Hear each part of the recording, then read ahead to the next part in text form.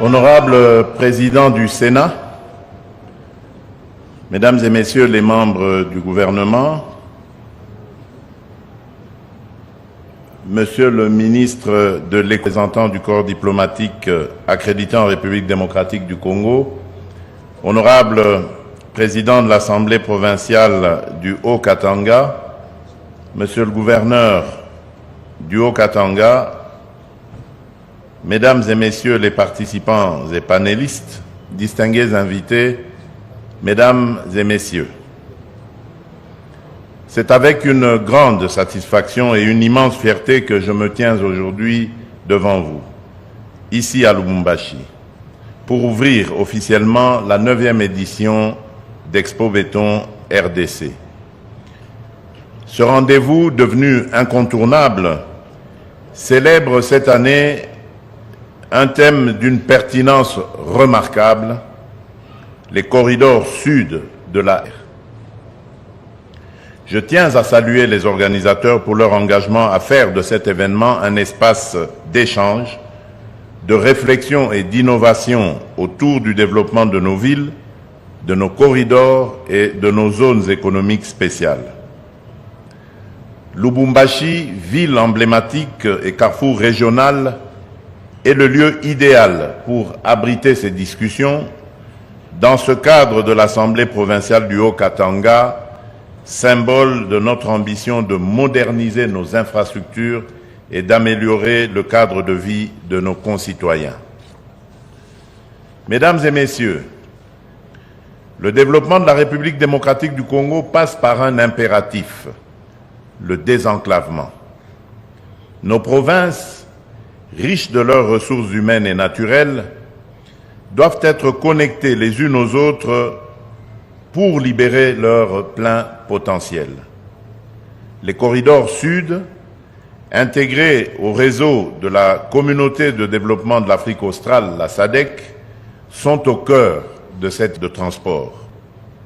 Ils sont des acteurs vitales, des artères vitales pour l'intégration économique et culturelle, reliant nos pôles économiques aux marchés régionaux et continentaux. Il favorise non seulement la circulation fluide des biens et des personnes, mais surtout la transformation locale de nos produits agricoles, miniers et industriels, ainsi que leur acheminement vers des destinations comme les ports de l'Atlantique et de l'océan Indien. Ils attirent des investissements, stimulent la création d'emplois et ouvrent la voie à une gouvernance moderne au service de nos populations. Un exemple concret de cette ambition est le corridor de Lobito, dont j'ai soutenu la mise en œuvre avec conviction.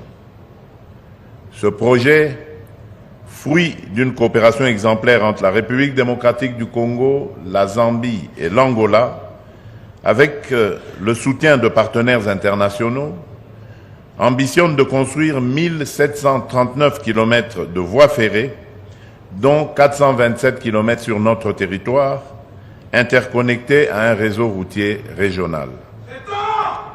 Lors du sommet sur le corridor de Lobito, en présence des chefs d'État de nos 3 pays et de l'ancien président des États-Unis, j'ai rappelé que ce projet dépasse la simple logistique. Il s'agit d'une opportunité unique pour renforcer l'intégration régionale en fluidifiant les échanges commerciaux, pour stimuler la transformation économique en valorisant nos ressources minières et agricoles, et pour améliorer les conditions de vie en développant des infrastructures modernes et des services de proximité. Le corridor de Lobito est une promesse d'avenir pour nos entrepreneurs, nos agriculteurs et notre jeunesse qui y trouveront des opportunités d'innovation et de croissance. Pour concrétiser ces ambitions, le partenariat public-privé, le PPP, est un levier stratégique. l'État congolais a mis en place des cadres favorables pour encourager l'investissement privé, national et international, dans la construction et la modernisation des infrastructures. Je salue l'engagement du secteur privé qui joue un rôle déterminant dans le développement des corridors. Pour amplifier cet élan, j'encourage la création de banques d'investissement spécialisées pour financer les projets d'infrastructure et garantir leur viabilité, la mobilisation des partenaires bilatéraux et multilatéraux pour accompagner nos efforts, l'implication des gouvernements provinciaux pour assurer une coordination harmonieuse et un développement inclusif. Ces initiatives permettront de transformer nos corridors en véritables pôles de croissance avec des plateformes logistiques, des zones urbaines modernisées, des réseaux d'eau et d'électricité renforcés, ainsi que des centres de santé, d'éducation et de formation. Le développement des corridors doit s'accompagner d'une vision intégrée et durable.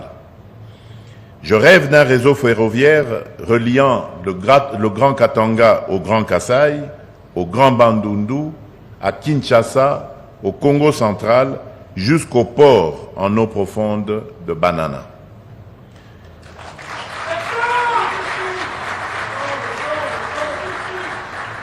Cette colonne vertébrale sud-ouest est une priorité et ouvrira de nouvelles perspectives. Suivi rigoureux de ces initiatives, j'instruis le gouvernement, sous l'autorité de Madame la Première ministre et en étroite collaboration avec mon cabinet, de constituer un groupe de travail dédié à la coordination et au suivi des activités liées au corridor. Mais au-delà des infrastructures, nous devons veiller à un développement harmonieux. Les corridors doivent être accompagnés d'un urbanisme maîtrisé avec des zones résidentielles, commerciales et des services publics de qualité, de petites et moyennes entreprises et petites et moyennes industries pour booster l'économie locale et créer des emplois, d'une exploitation responsable de nos ressources, notamment dans les secteurs miniers et agricoles, pour garantir une chaîne de valeur profitable à nos communautés. Mesdames et messieurs, Expo Béton RDC, à l'image d'autres grandes initiatives, constitue une plateforme importante pour repenser notre avenir. Les échanges qui s'y tiendront sur des enjeux majeurs tels que la structuration de l'exploitation minière artisanale, la valorisation de l'agriculture familiale, ainsi que l'implication active de la jeunesse et du monde scientifique, alimenteront directement la formulation de nos politiques publiques. Je m'engage personnellement à examiner les recommandations issues de cette 9e édition et à intégrer les plus pertinentes dans nos réformes sectorielles. Le Haut-Katanga, par sa dynamique économique et sa position stratégique, est à l'avant-garde de notre marche vers le progrès. Avec des infrastructures modernisées et des corridors performants, sa croissance est irréversible et celle de l'ensemble de la République démocratique du Congo le sera tout autant. Ensemble, transformons les corridors sud de la RDC SADC en opportunités concrètes pour nos entreprises, nos communautés et notre jeunesse. Que cette 9e édition d'Expo Béton soit un catalyseur d'idées et d'actions pour bâtir une République démocratique du Congo plus connectée, plus prospère et plus unie. Sur ce, je déclare officiellement ouverte la 9e édition d'Expo Béton RDC 2025. Que Dieu bénisse la République démocratique du Congo et son peuple. Je vous remercie.